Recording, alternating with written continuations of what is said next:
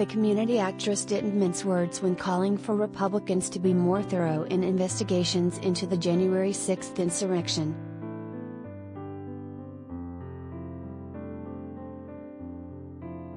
With the first anniversary of the January 6th insurrection at the U.S. Capitol just days away, Yvette Nicole Brown, 50, called for more intensive investigations, especially from Republicans during the Tuesday, January 4th episode of The View. The guest co-host pointed to the disproven claim that the rioters on January 6th were members of Antifa or the Black Lives Matter movement rather than former President Donald Trump's supporters.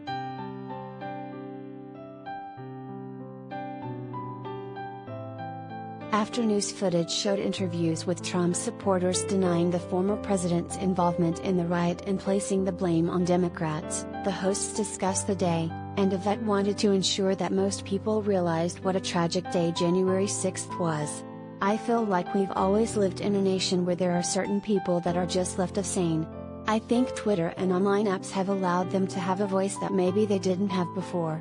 I don't want us to get discouraged and think that the majority of this country doesn't realize what January 6th was," she said.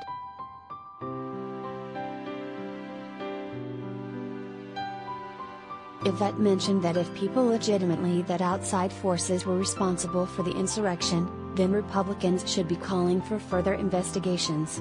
"What Trump showed the world is that if you lie long enough and brazenly enough, there are people that will believe it. So, let's truth brazenly. Let's be egregious with the truth. Let's just push it in their face and let them see it over and over and over, because if this was Antifa or Black Lives Matter or Democrats, why don't the Republicans and Trump want to investigate? If it wasn't them, they should be the first ones wanting every stone overturned," she said.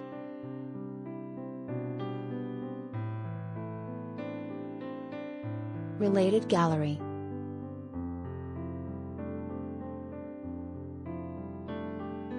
The View, photos of the show.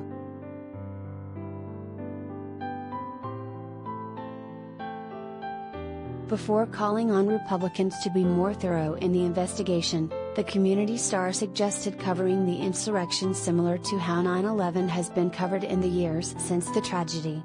"I hope that they commemorate the day by showing the day.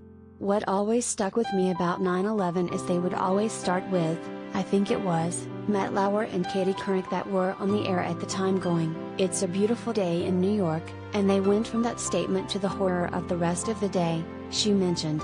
"Show us how lovely the day was before he took the podium.